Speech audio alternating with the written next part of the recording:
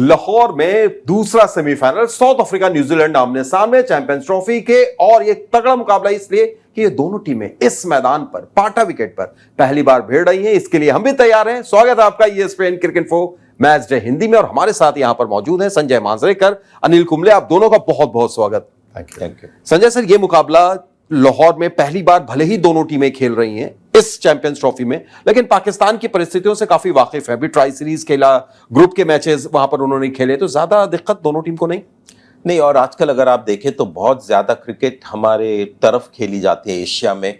पाकिस्तान में शायद इतनी नहीं, लेकिन इंडिया में बहुत। और आस्ते आस्ते अगर आप देखें तो New Zealand, south Africa, England, Australia, Spain के खिलाफ काफी अच्छे होते रहे और बहुत यूज्ड हो गए सब कॉन्टिनेंट कंडीशंस के लिए।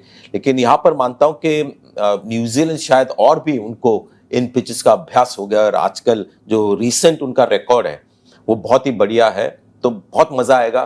साउथ अफ्रीका के पास एक्स फैक्टर है अपने बॉलिंग में और बल्लेबाजी में, और न्यूजीलैंड जो हाल ही में यहाँ पर काफी खेली है, उनका इंप्रेसिव रिकॉर्ड है यहाँ पर सब कॉन्टिनेंट में।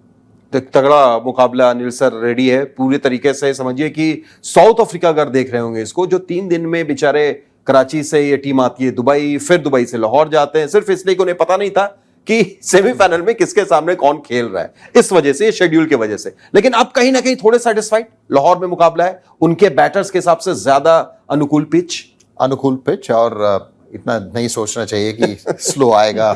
और ऐसे थोड़ा गहरा भी है न्यूजीलैंड के स्पिनर्स में, तो ये सब चीज़ें न्यूट्रलाइज हो जाता है उस सरफेस में। और साउथ अफ्रीका की बैटिंग अगर आप देखे जाए तो फिर उस कंडीशंस के लिए परफेक्ट बैटिंग लाइनअप है। और समबडी लाइक क्लासन जो इतने अच्छे फॉर्म में है, इंग्लैंड के विरुद्ध देखने को मिला। अगर वो 15 ओवर या 20 ओवर खेल लेते हैं उस 50 ओवर में, तो फिर बहुत मुश्किल होगा न्यूजीलैंड के लिए। तो ये कंडीशंस मुझे लगता है कि परफेक्ट है साउथ अफ्रीका के।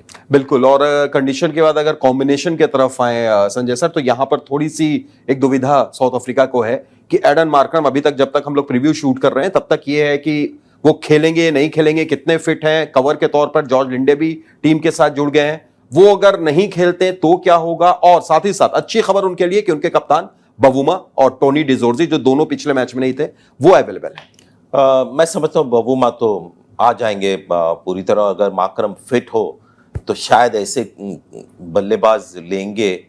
या माकरम जब टीम में आएंगे तो एक फायदा होगा कि उनकी ऑफ स्पिन बॉलिंग जो 10 ओवर नहीं करेंगे, लेकिन 4-5 ओवर्स भी अगर कर सकते हैं तो फिर फायदा होगा दक्षिण अफ्रीका को बहुत, क्योंकि है बहुत सारे लेफ्ट हैंडर्स न्यूजीलैंड टीम में। रचिन रविंद्र है, Mitchell Santner down the order, और अगर डेवन कॉनवे खेले तो वो भी है। तो उसके लिए थोड़ा सा उपाय उनको करना पड़ेगा, क्योंकि एक ही स्पिनर है और वो है केशव महाराज। तो ये माकरम अगर ना खेले तो वो एक थोड़ा सा सेटबैक हो सकता है। आपने केशव महाराज की बात की, इसी चीज को मैं थोड़ा सा आगे बढ़ाऊंगा कुंबले सर आपसे, कि एक आंकड़ा मैं देख रहा था कि स्लो लेफ्ट आर्म ऑर्थोडॉक्स के खिलाफ, स्लॉ के खिलाफ, खासतौर से केन विलियमसन का पिछले कुछ दिनों में 186 बॉल्स पर उनका जो कंट्रोल रेट है वो ऑलमोस्ट 90 है, 89 पॉइंट समथिंग।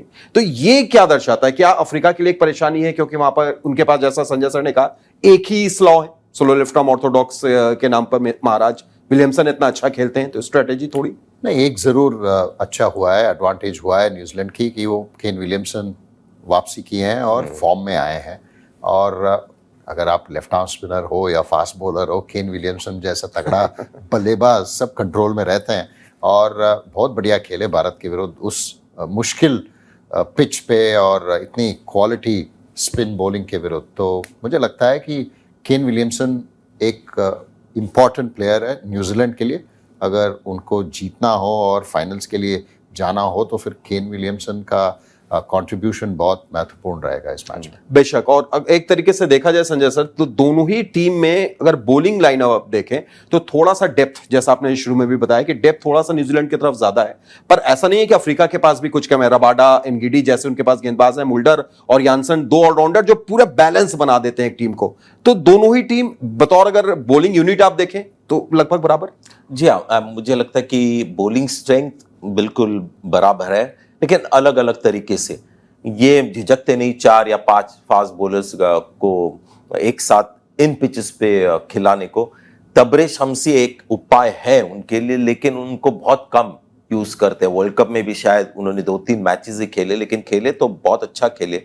तो शायद लास्ट मिनट एक सरप्राइज मिले, लुंगी इंगिड़ी के जगह एक स्पिनर आए तो मुझे तो अच्छा लगेगा, क्योंकि एक थोड़ा उनके स्पिन में एक्स फैक्टर वेरिएशन आ जाएगा। अदरवाइज केशव महाराज तो बहुत ही बढ़िया बॉलर है, लेकिन साउथ अफ्रीका की एक स्टाइल होती है खेलने की, वो बहुत ही सेफ और एक ही तरह से एक ही टेम्पलेट में हमेशा खेलते हैं और उनकी तैयारियां भी वैसी होती है। तो मुझे नहीं लगता कोई बड़े चेंजेस होंगे। और अगर आंकड़े की तरफ आप देखें तो आंकड़ा ये बताता है कि 2015 के बाद पहली बार किसी नॉकआउट टूर्नामेंट में ये दोनों टीमें आमने सामने आएंगी, नॉकआउट मैच में। इनफैक्ट सेमीफाइनल में 2015 वर्ल्ड कप में ऑकलैंड में, जहां पर एक बुरी याद है साउथ अफ्रीका के लिए वो मुकाबला, 2 मैचेस नॉकआउट आईसीसी टूर्नामेंट में दोनों हारी है साउथ अफ्रीका की टीम। तो ये क्या अनिल सर, एक लाहौर जैसी पिच पर उनके पास एक मौका होगा कि इन आंकड़ों को दूर किया जाए? जरूर मौका तो होगा, लेकिन एक चीज तो है, दोनों टीम्स लगातार आईसीसी नॉकआउट स्टेजेस में पहुंची हैं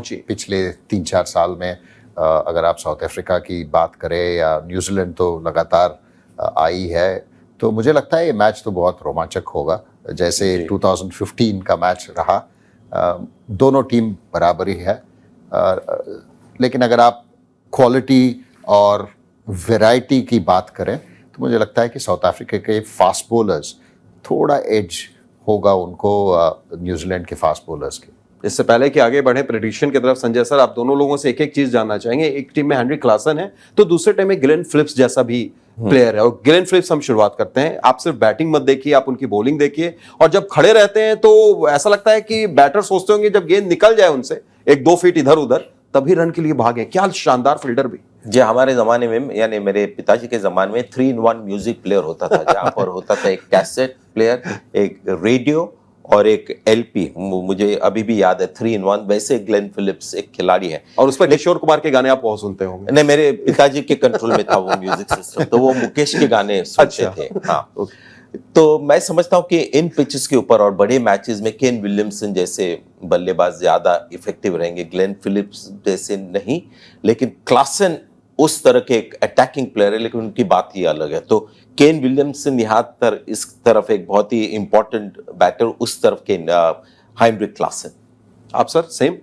क्योंकि यहाँ पे तो हेनरिक क्लासन बहुत इंपॉर्टेंट प्लेयर रहेंगे साउथ अफ्रीका के लिए, और न्यूजीलैंड के लिए मुझे लगता है कि केन विलियमसन वो जोड़ के रखते हैं 50 ओवर की, और लंबा अगर खेले न्यूजीलैंड, स्पेशली चेस पे अगर चेस कर रहा है न्यूजीलैंड, तो केन विलियमसन का हाथ बहुत महत्वपूर्ण रहेगा। चलिए, यहाँ पर तो आप लोग के बराबर रह गया, लेकिन जो मेन प्रेडिक्शन है, मैच प्रेडिक्शन, साउथ अफ्रीका या न्यूजीलैंड आपके हिसाब से? बहुत ही क्लोज मामला होने वाला है, लेकिन मैं न्यूजीलैंड को अभी तक हुआ नहीं इसमें, मैं न्यूजीलैंड पिक कर रहा हूं, क्योंकि हाल ही में वो बहुत यहाँ पर खेली और रिकॉर्ड उनका बहुत बढ़िया है। New Zealand sir? मुझे लगता है कि साउथ अफ्रीका, क्योंकि उनकी फॉर्म अच्छी रही है, ओपनर्स की फॉर्म अच्छी रही है, क्लासन आने के बाद और बेहतर हो गया है, और अभी तक डेविड मिलर को हम देखे ही नहीं है इतना को, वो भी बल्लेबाज है नीचे जो इतना एक्सपीरियंस्ड है। मुझे लगता है कि साउथ अफ्रीका को थोड़ा एज है इस मैच में। तो संजय मांजरेकर का कहना है कि न्यूजीलैंड, अनिल कुंबले का कहना है साउथ अफ्रीका। आपका क्या कहना है? क्या तगड़ा मुकाबला होगा? इंतजार आपके कमेंट का भी रहेगा। बहुत बहुत शुक्रिया संजय सर, आपका भी अनिल सर। लेकिन आप बने रहिए हमारे साथ और देखते रहिए ESPN cricket 4 match day Hindi, क्योंकि यहां क्रिकेट का सफर कभी थमता है नहीं।